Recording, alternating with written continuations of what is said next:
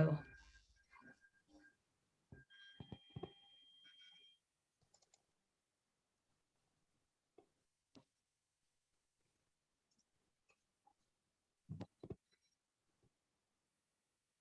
Bueno, ahí se ve en pequeño. Ahora lo vamos a poner, si Dios quiere, en grande. Como hago siempre. Ay, me puse toda colorada. Me dio calor. Bueno. Pasan, no hay problema. No pasa nada, está todo bien. Estas cosas pasan. Estas cosas pasan, exactamente. No quiere arrancar en la presentación.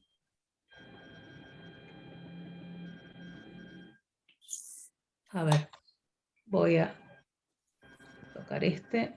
Vamos a hacer otra prueba. Ahí está. Bueno, creo que vamos. Ahí arrancó. Ahí arrancó, menos mal. Bueno, vamos a empezar entonces con algunos romances de la historia y la literatura, y también vamos a conocer algunas historias de cómo se hacía antes para conocer a un posible candidato en el caso de que fuera una dama, cómo hacían las damas de la sociedad para conocer a sus próximos candidatos, y algunas curiosidades sobre antiguos casamientos, como por ejemplo había una época en la que los casamientos, las novias estaban de negro, y eso se debía a que generalmente había fallecido algún familiar de la novia, y entonces por eso se decidía casarse de negro.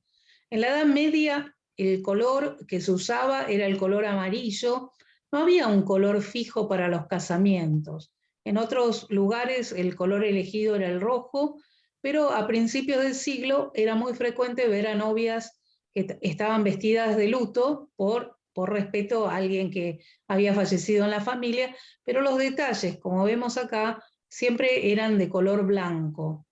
Y el traje blanco, como nosotros pensamos así, surgió en el año 1840 con la reina Victoria de Inglaterra, que se casó con su primo, y ella usó ese vestido, un vestido blanco, como ven, así muy, muy ornamentado, y a partir de ahí se convirtió en moda usar el vestido blanco, pero no siempre fue lo que nosotros pensamos ese color el elegido por las novias, sino que eran colores variados. Pero desde ahí empezó esa moda.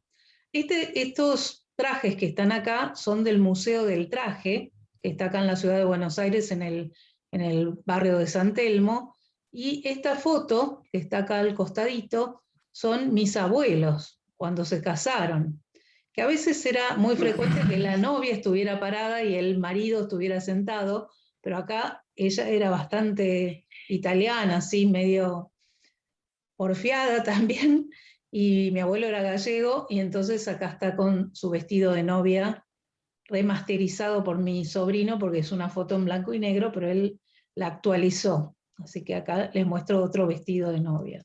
Ellos se casaron en 1924.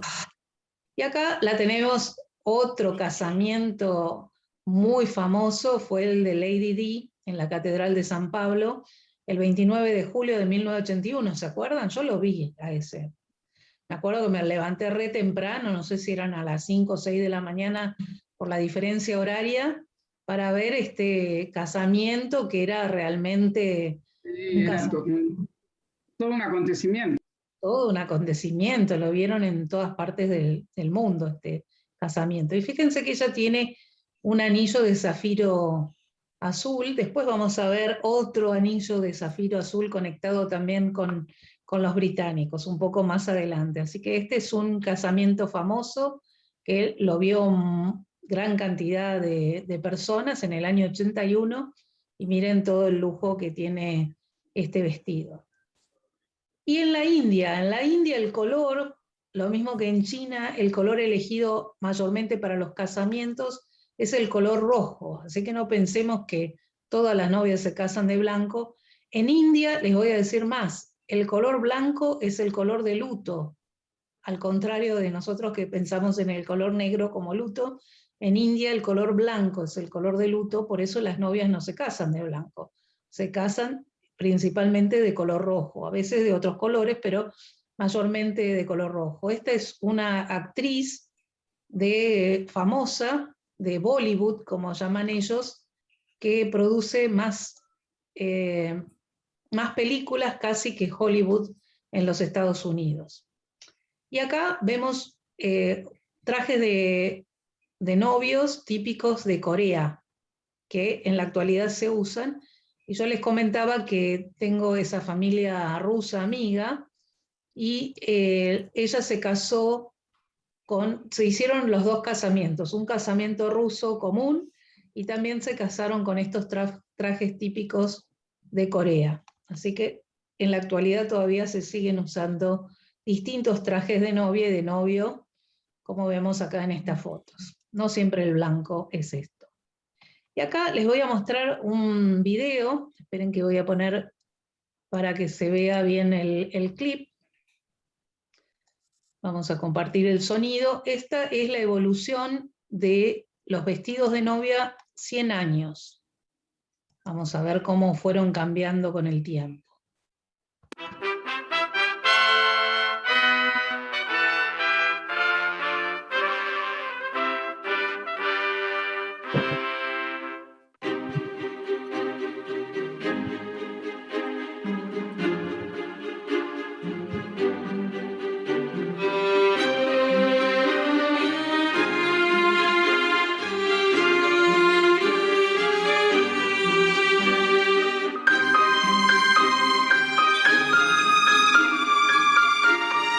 Pasamos del Art Nouveau al Art Deco. La moda.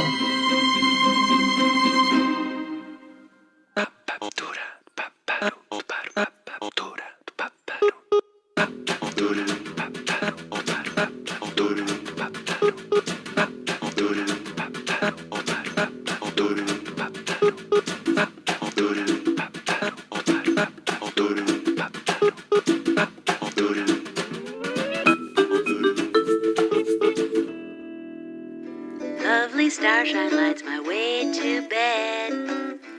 Magic rainbows glisten in my head. Just like a child I live in Wonderland. All my dreams are coming true.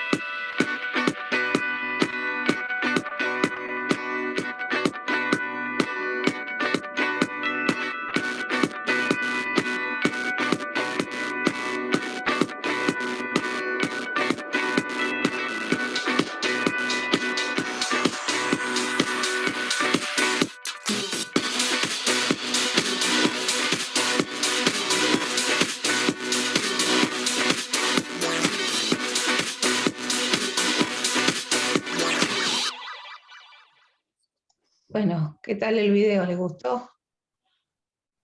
Vimos en un ratito toda la moda y el novio, ¿no? Es lindo. Sí, Siempre emociona, ¿no? Sí. precioso. Bueno, uno de los lugares para la alta sociedad para conocer, que era bien visto en esa época, era ir al Hipódromo Argentino, que se había creado en el año 1882. Primero inició con el Jockey Club, creado por Carlos Pellegrini, y entonces era un deporte considerado para la alta sociedad, y por eso concurrían las damas, y era una oportunidad para conocer a distinguidos caballeros que también concurrían al turf, como lo llamaban, para no llamarlo las carreras de caballo. Después, en los años 20, estas carreras de caballo empezaron a popularizarse un poco más y ya no eran tan aceptadas por la alta élite porteña, y además se empezaron a escribir en los diarios, empezaron a tomar más importancia, por ejemplo, los jockeys o la gente que trabajaba, o sea, una clase más no tan de la alta sociedad como era en un principio, que antes salían en los diarios quién había ido. Miren, acá hay otra foto de la historia, está en la historia del hipódromo, que nos muestra, parecía el Mar del Plata esto, más o menos, con todas las sombrillas y todas las damas, pero todo de galera, concurriendo a estos eventos de las carreras de caballo, y una buena oportunidad para conseguir un novio en estas ocasiones, o novia, si fuera un caballero, ¿no? Y además, en esa época, no era que corría el caballo X contra el caballo J, sino que era el caballo de Saturnino Unzué contra el caballo de Diego de Alvear. Entonces eran más los nombres de las personas que tenían los caballos que los caballos mismos lo que importaban en aquella época. Pero como les digo, en los años 20 empezó a cambiar toda esta tendencia, se empezó a popularizar un poco más el deporte y se habló de jockeys, como el caso de Leguizamo, que se hizo tan famoso, y de las clases más trabajadoras, así que dejó de concurrir un poco toda la alta sociedad a estos eventos. Otra de las oportunidades para las señoritas para conocer pretendientes era ir al Teatro Colón.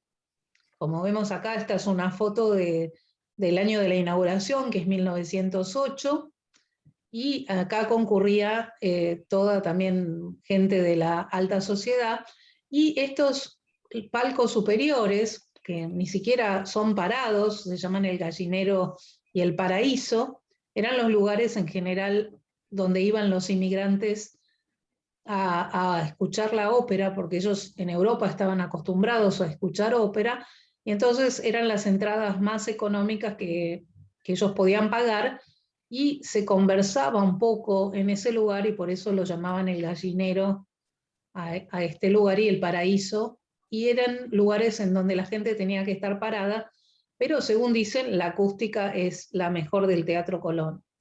Yo realmente tengo vértigo, no sé si podría ir ahí.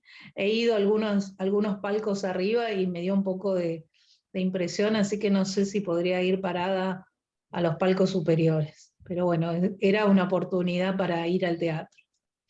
Y uno de los lugares en los intervalos donde se reunía esta élite porteña a principios del siglo, 1908 se inauguró el teatro, era este Salón Dorado, que tiene espejos a ambos lados, entonces da como una ilusión de amplitud mayor o de infinito.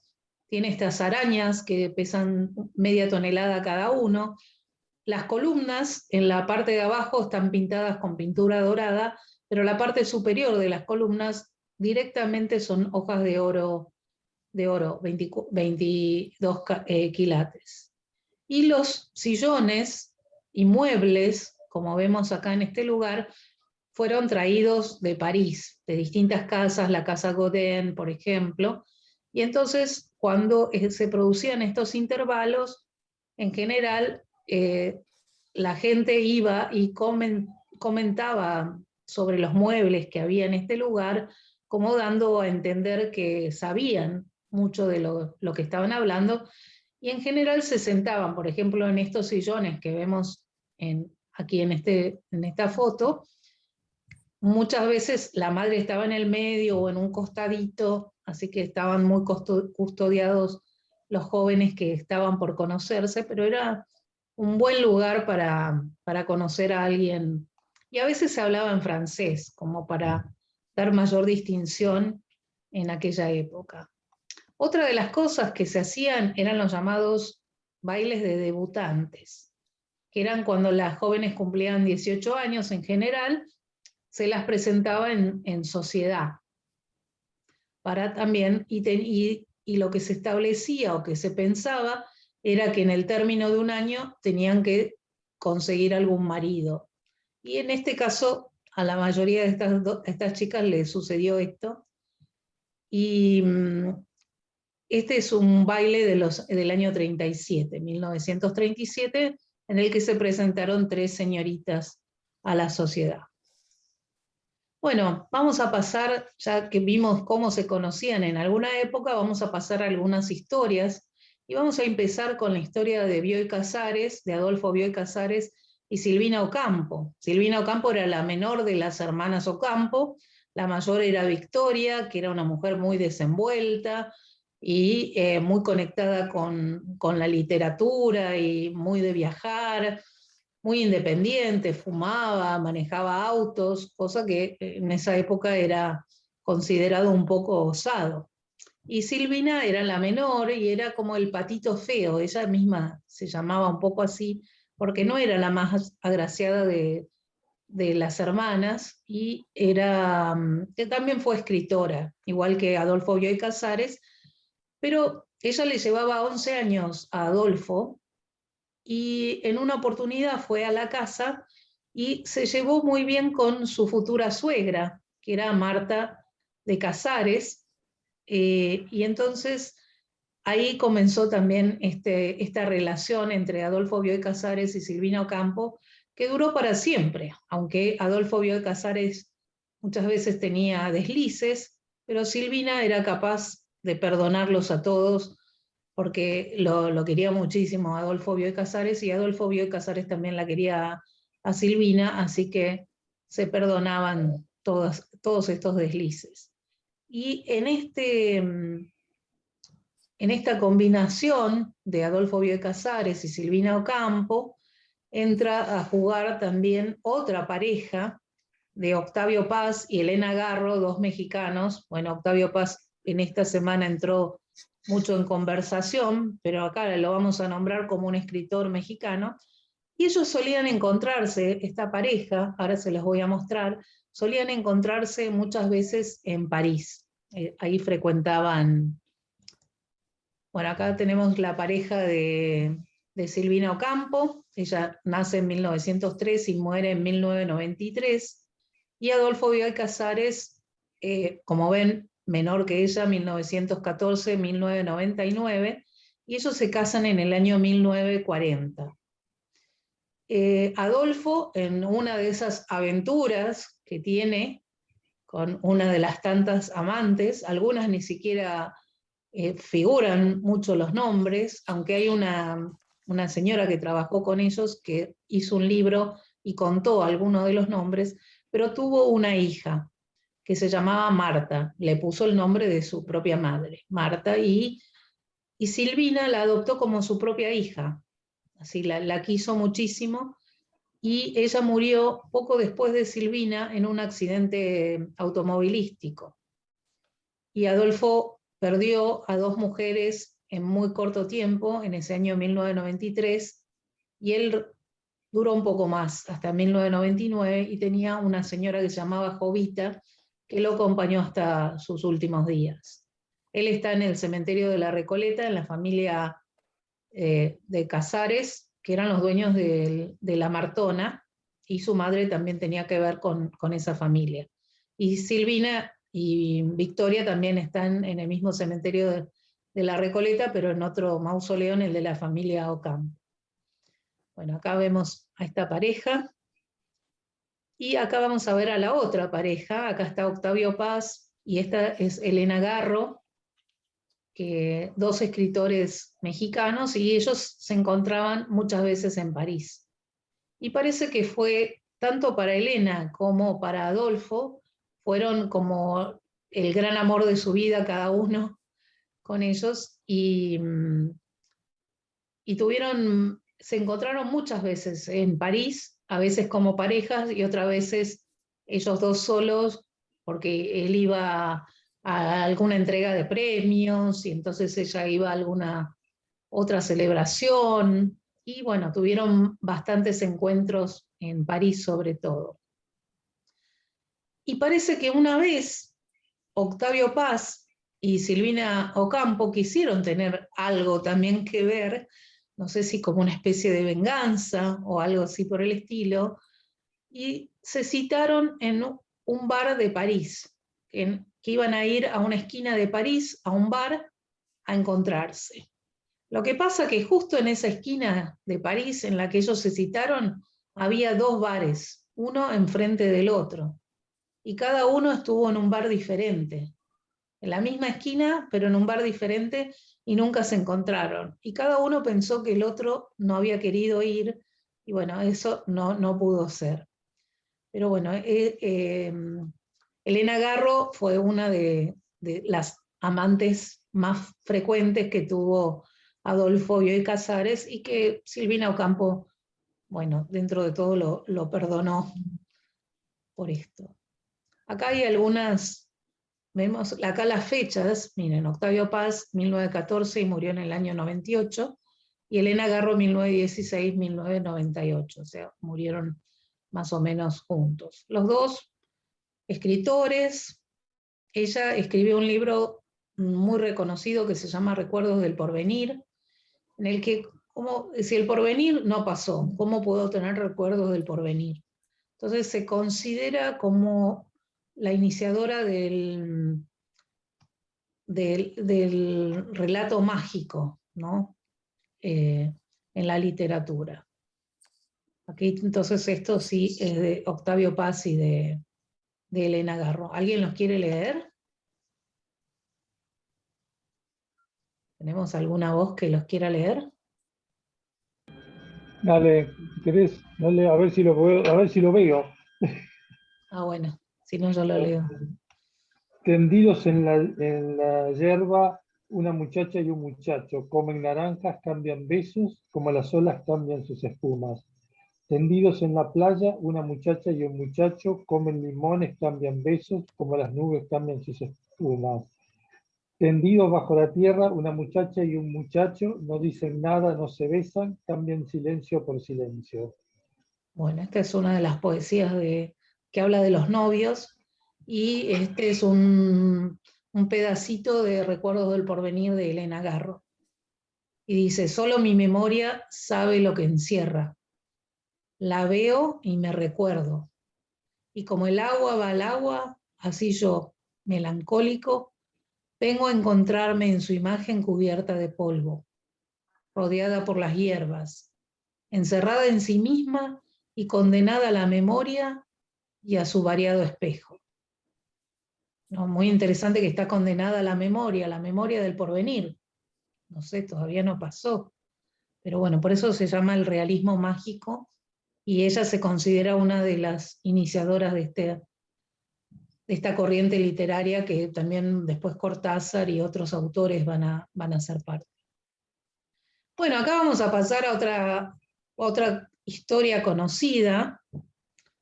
¿Se acuerdan de la película, no? Después vamos a ver un pedacito.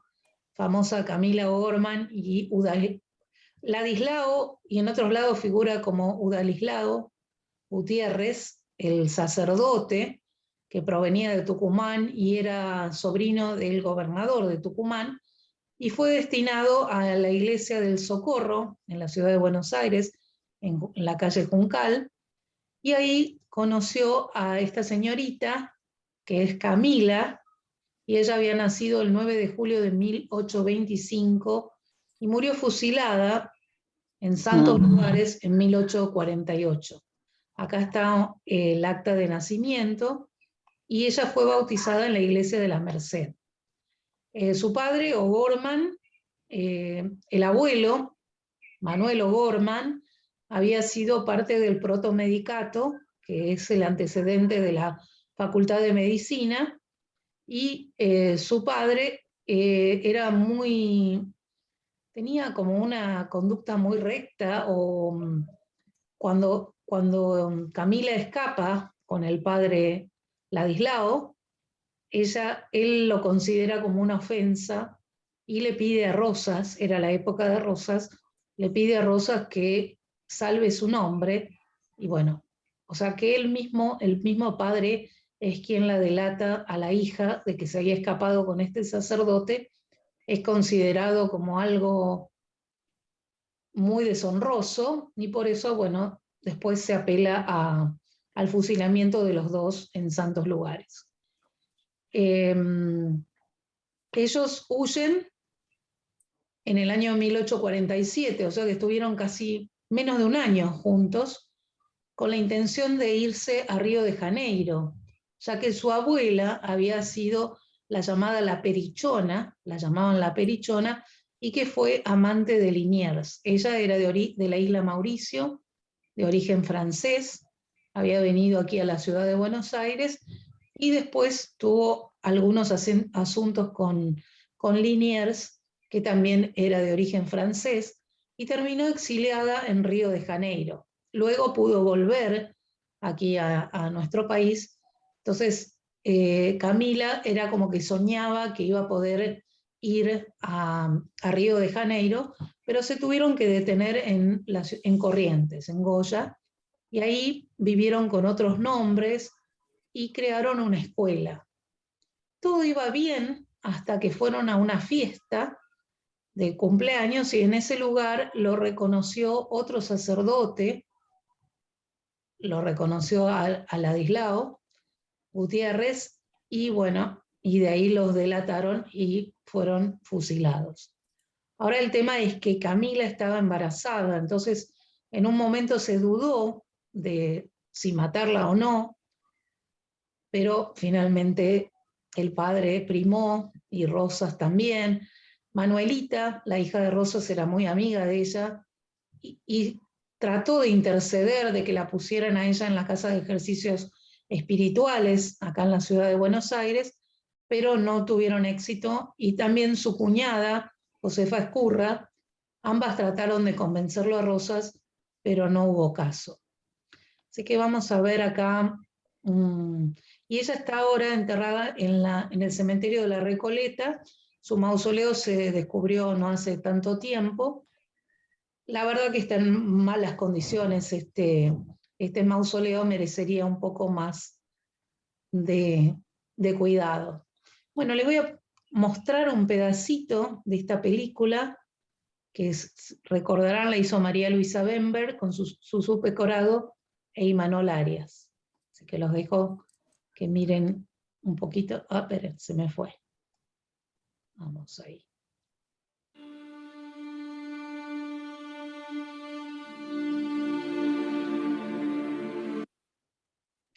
Ay, perdón.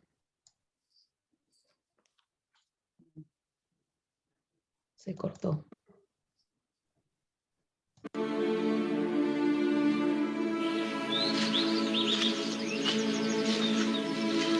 Yo a vos no te conozco. Naciste cuando yo estaba en el Janeiro. ¿Cómo te llamás? Camila, abuela. Camila O'Gorman. Muy bonito. Decime, ¿te gustan las historias de amor? No sé.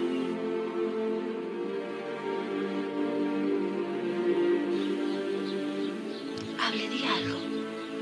Que lo cumplas muy felices, Camila. Ya sé quién es. Cuando oigo sonar las campanas, es como si usted me hablara. ¿Qué voy a hacer contigo? Lo que usted quiera.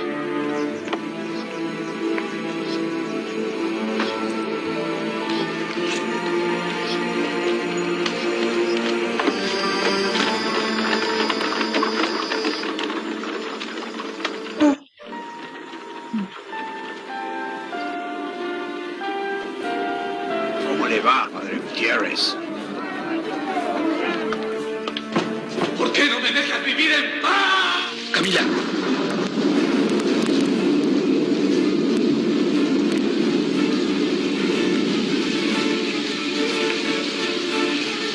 Por favor.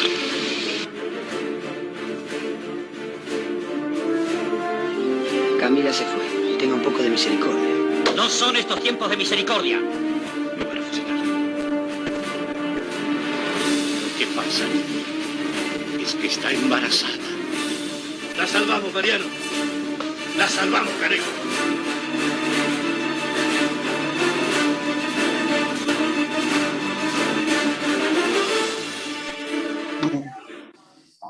Bueno, dice próximamente en cines, ya la vimos. ¿Y se acuerdan el final? Que decía, ay, Ladislao, Sí, hermoso. ¿estás al final. ahí? Sí, Sí. siempre a tu lado, Camila. Siempre a tu lado, Camila. Bueno, Hermoso. la podemos ver de nuevo, ¿no? Esa película. Pero bueno, algo hicieron por Camila y le dieron agua bendita como para, digamos, aliviar, para que su fruto, su hijo, fuera bendito, por lo menos. Eso es lo que hicieron, ya que no la pudieron salvar. Algunos querían realmente salvarla, pero no hubo caso. Entre Rosas y el padre no hubo caso. Bueno, vamos a seguir con otros amores y ahora nos vamos a dedicar a Natalio Botana y Salvadora Medina Honrubia, y otra pareja que se mezcla en esta historia, que es David Alfaro Siqueiro y Blanca Luz Brum. De acá tenemos que decir, Natalio Botana era uruguayo, Salvadora Medina Honrubia era de la provincia de Corrientes, David Siqueiros era mexicano, Blanca Luz Brum, su esposa, su segunda esposa, era uruguaya también. Natalio Botana, acá los vamos a ver a los personajes de esta historia. Ah, no, acá tengo el diario Crítica. Bueno, voy a ir a los personajes. Acá lo tenemos a Natalio Botana y Salvadora Medina Honrubia, que después sacó ese nombre de Medina y quedó como Salvadora Honrubia nada más. Y los tenemos aquí a los mexicanos, David Alfaro Siqueiros y Blanca Luz Brum. Pero apareció alguien más en esta historia, que es este señor, que es Pablo Neruda.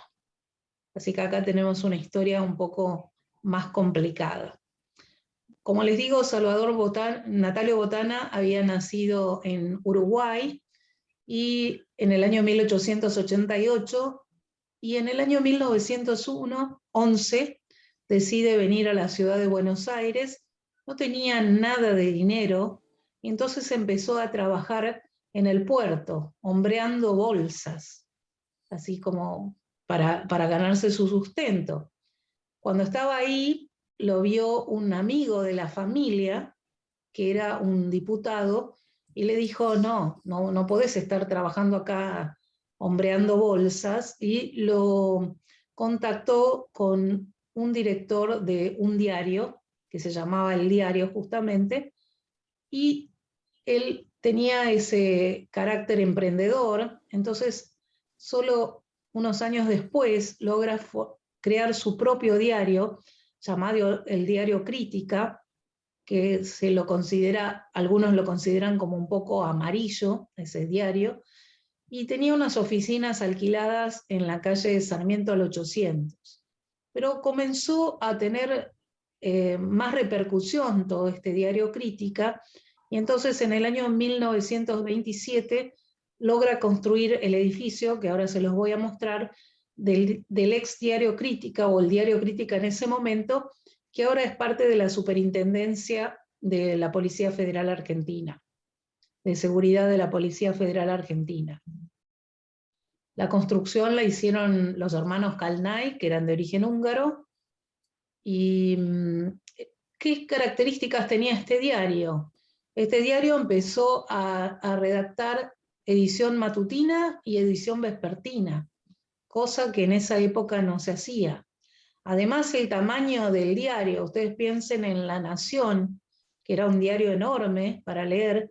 El diario Crítica tenía una versión un poco más pequeña, el formato era más fácil de manejar. Y además se ocupaba de muchas historias de la vida cotidiana, y estaba un poco a favor.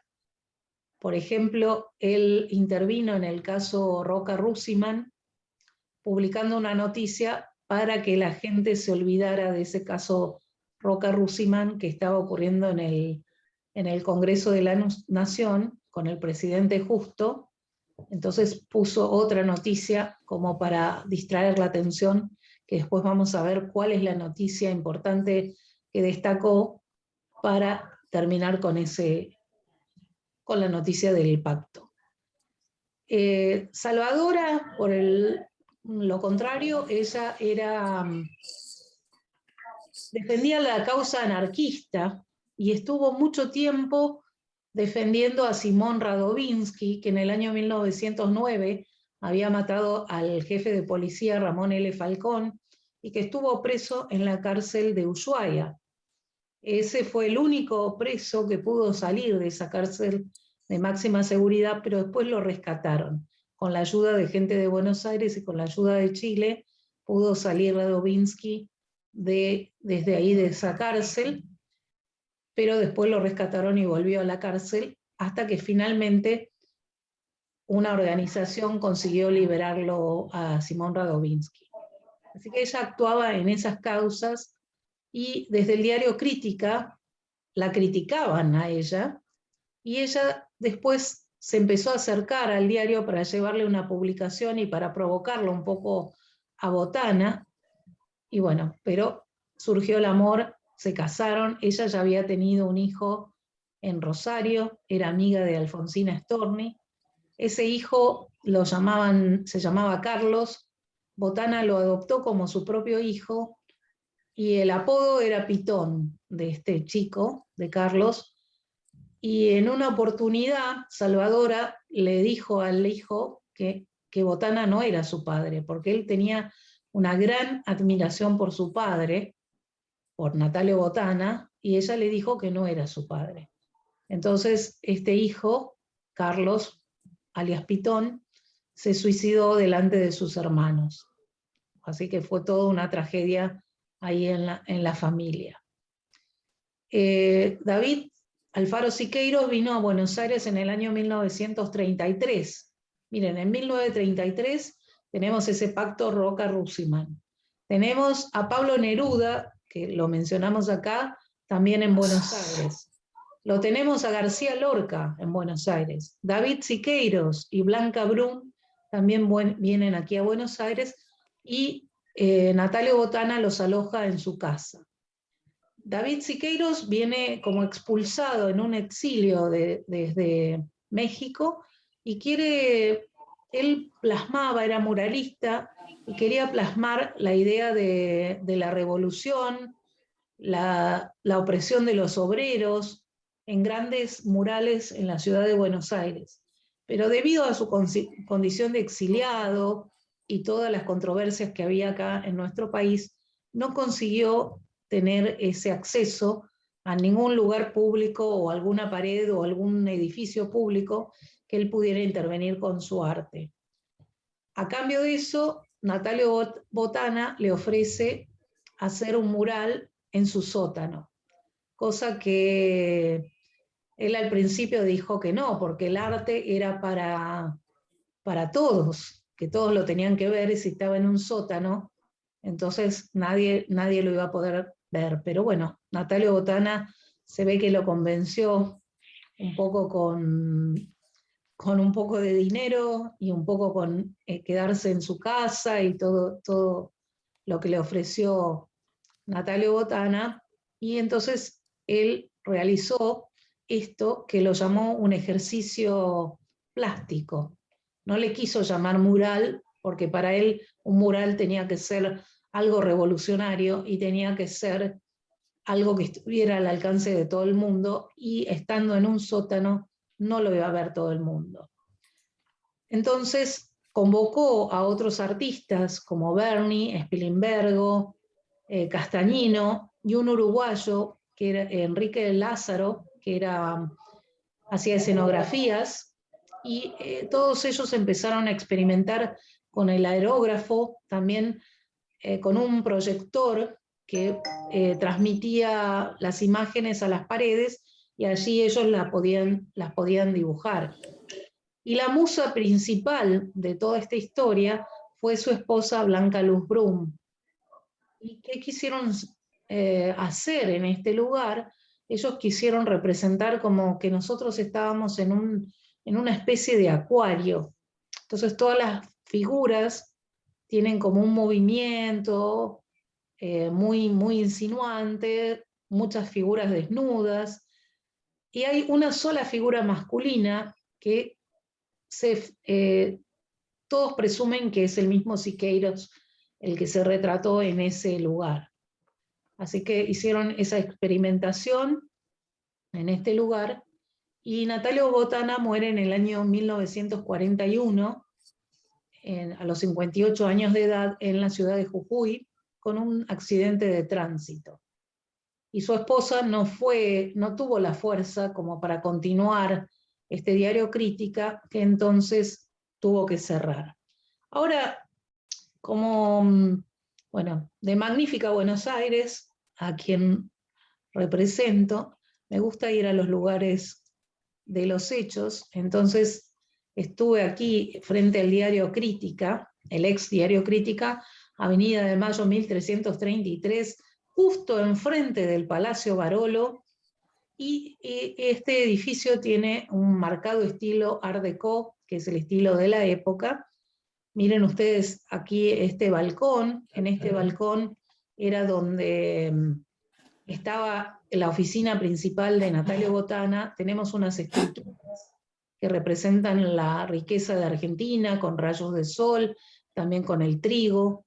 Hay unos balconcitos acá arriba que parecen barcos, barquitos, y todo remarcado con este estilo Art Deco, muy característico de la época, y realizado por estos hermanos Jorge y Andrés Calnay, que también hicieron, por ejemplo, la confitería La Múnich, que está en Costanera Sur.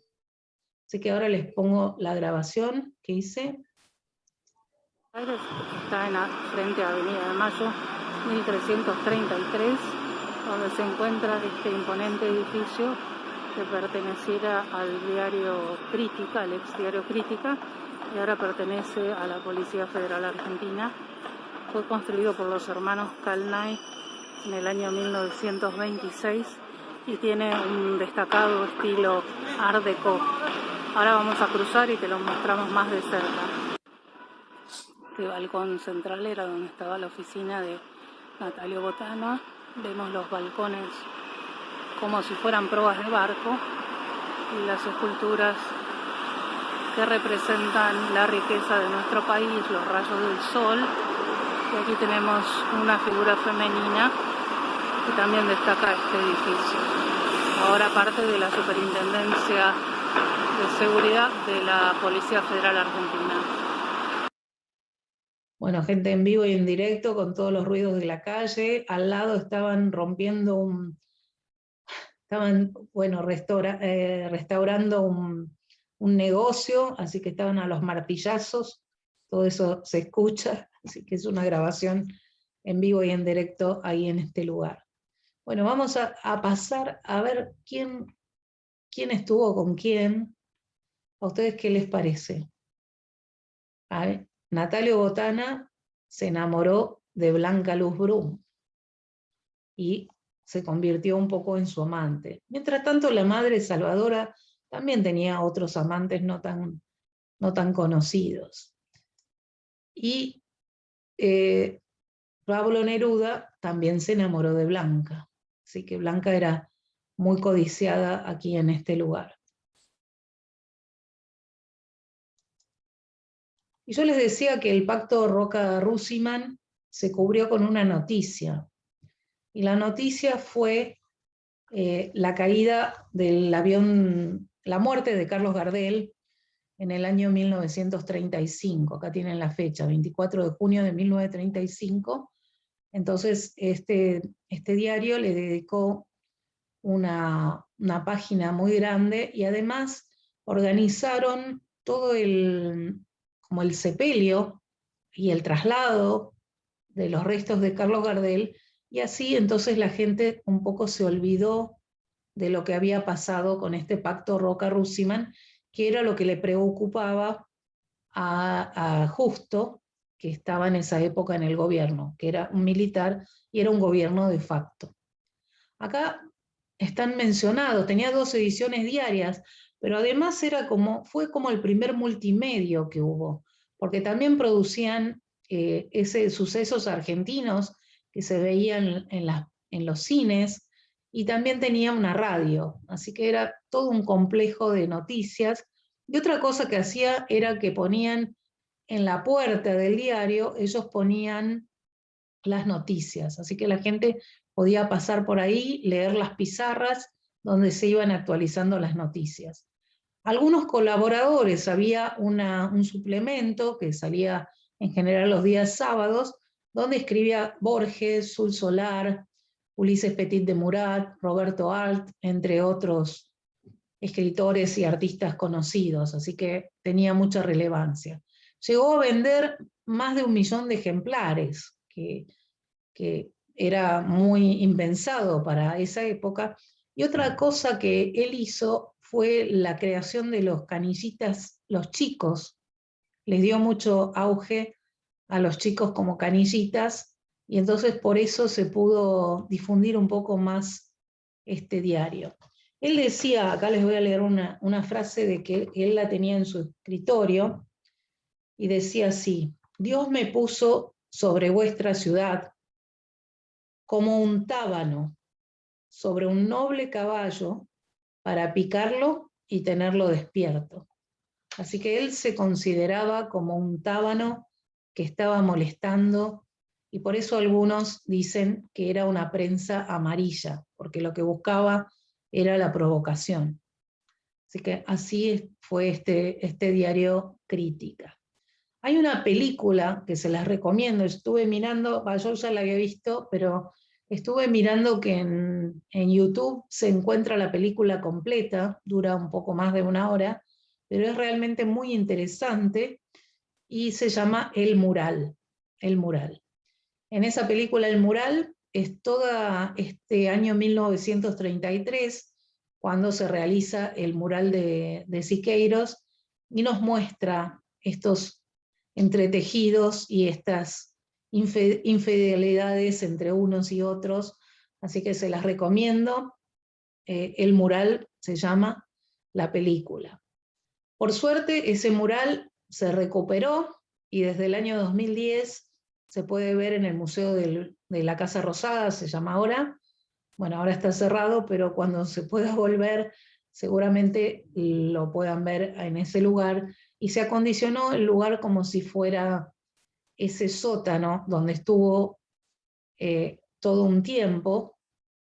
Y ahora les voy a mostrar, porque entre el año 1898 y 1998 y 1991, no, ¿qué dije?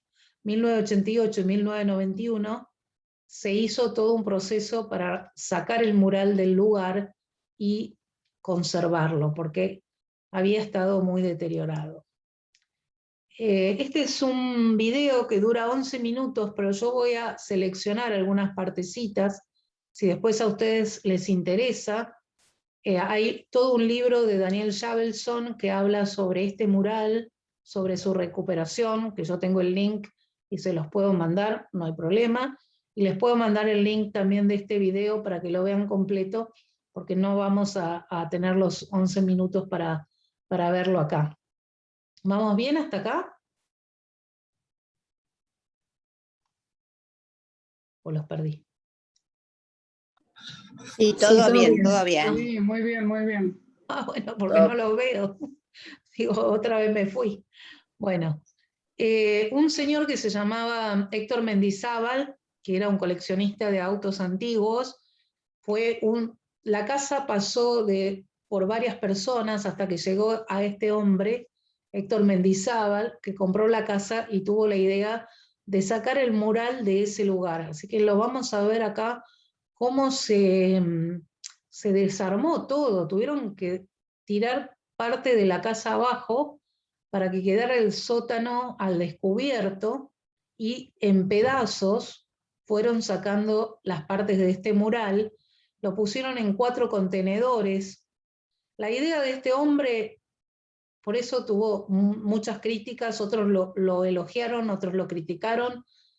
y él murió muy angustiado en el año 2007, así que no pudo ver la restauración completa de este mural como él hubiera deseado, porque se inauguró recién en el año 2010, y esto le produjo un poco la quiebra. El tema es, jurídicamente decía que como estaba dentro de una casa, era un bien inmueble, porque estaba en una casa. Al sacar el mural del lugar, se convertía en un bien mueble, que se puede mover. Y la intención de este hombre, seguramente, era hacer exposiciones con este mural, porque era algo extraño para Siqueiros, que Siqueiros siempre proclamaba la revolución y los movimientos obreros, y acá hizo algo totalmente distinto, por eso se llamó ejercicio plástico. Entonces su intención era, obviamente, ganar dinero llevándolo a distintas partes del mundo haciendo exhibición. No pudo hacerlo, estuvo 18 años este mural en los 4 contenedores, hasta que en el año 2007 se lo declara como monumento, y el Estado tiene que pagar a esta empresa que estaba en La Matanza, en San Justo, en La Matanza, le tiene que pagar estos 18 años en los que estuvo el mural en esos 4 contenedores, era un depósito, y después comenzar la restauración. Así que ahora vamos a ver brevemente. A mí la verdad que me impresionó ver cómo destruyeron la casa para que les quedara el sótano entero, y de ahí ir sacando todos los pedazos, cubriéndolos con una tela. Estuvo un señor mexicano llamado Serrano, así que Serrano estuvo en esta primera etapa cuando se sacó el mural del sótano, y también estuvo en la etapa de la restauración que culminó en el año 2010. Lo importante de este momento, cuando se hace esto, es que lo fotografiaron todo. Entonces quedó un registro fotográfico, milimétrico, de todo lo que iba pasando. Así que yo les voy a pasar un poquito de cómo era la casa, cómo estaba la casa. Nos vamos a introducir en ese sótano, y después vamos a ir viendo cómo lo sacaban, porque es realmente alucinante. Y después, si quieren, como les digo, les paso el link y ven tranquilos los 11 minutos que son fantásticos. Vamos a empezar. Un segundito. Esta casa se llama Los Granados y queda en Don Torcuato.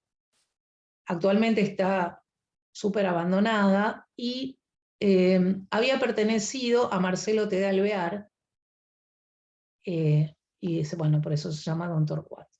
Bueno, vamos a ver.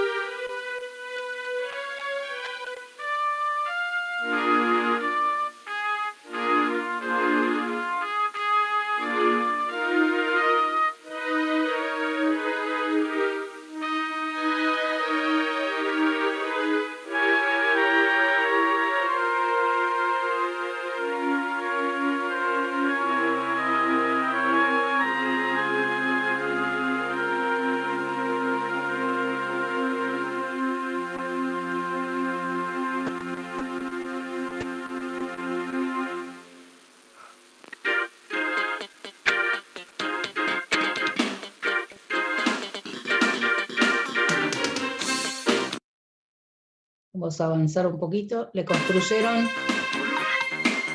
todo un tinglado.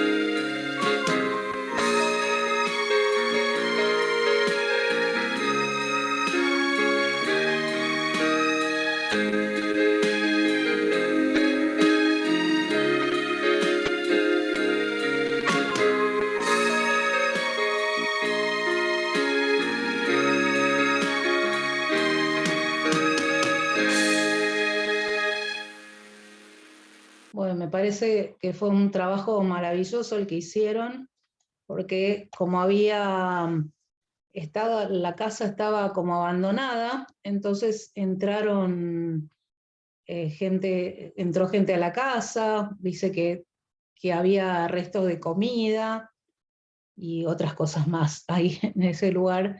Entonces este señor, que era el que estaba con un bigotito y un poco de barba, ahí se lo veía, que después fue a la bancarrota por causa de todo este trabajo que hizo y que no le redituó nada, pero bueno, se salvó esta obra de arte porque fue declarada como un patrimonio, y se puede ver cuando se pueda, podemos verla. Bueno, vamos a ver algunas curiosidades sobre los romances ahora en general, y vamos a ver por qué se coloca el anillo en la mano izquierda, en el dedo índice de la mano izquierda, en el dedo anular, perdón, de la mano izquierda. Bueno, esta es una tradición que viene desde Roma, y ellos decían que había una vena que se llamaba la vena amoris, que unía al corazón con el dedo anular izquierdo. Y por esa razón, entonces, siguiendo esa tradición, se coloca el anillo en el dedo anular izquierdo. Y yo les hablé del anillo de zafiro que tenía Lady Di, pero parece que Kate Middleton, la esposa de este príncipe nuevo, el hijo de Lady Di, le regaló este anillo que vale $500,000 a Kate, así que se tiene que sentir también afortunada por este lindo anillo que le regaló en homenaje a su madre también el príncipe. Y bueno, una tradición que es muy frecuente es deshojar las margaritas y decir me quiere, no me quiere, bueno, pero esta es más positiva, porque todo me quiere, así no le podemos fallar, y también es una tradición muy antigua. A las flores no les gusta demasiado que le saquen los pétalos, pero es muy frecuente, pero miren, esta versión es más optimista. Y vamos hablando de margaritas. Acá hay uno que dice también está me quiere, no me quiere, me quiere, no me quiere, y le pregunta, ¿deshojando flores? No, borrando contactos de mi celular. Eso está bueno, ¿no? Para hacer un poco de limpieza en nuestro celular. Y también hablando de margaritas, tenemos otra margarita, que es el famoso trago margarita, que tiene que ver con México y con la tequila. Y hay varias versiones. Una es que un señor le hizo crear este trago para su esposa llamada Margarita, y el otro que una cantina famosa, también de México, hizo esta combinación con tequila para una dama de ese lugar que se llamaba Margarita. Así que bueno, todo se refiere a esta Margarita. Y esto sería todo por hoy. Ahora vamos a hacer un experimento, y les comento entonces que el próximo domingo vamos a hablar sobre Manuel Belgrano, porque se cumple un aniversario de la muerte de Belgrano.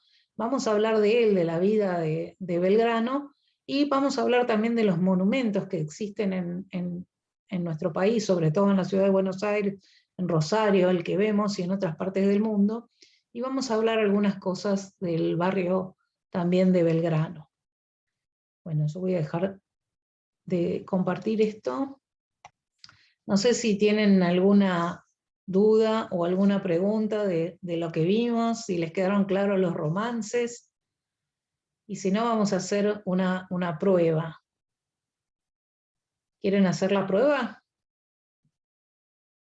Que también es una tradición antigua. Bueno, vamos a poner las manos juntas, así.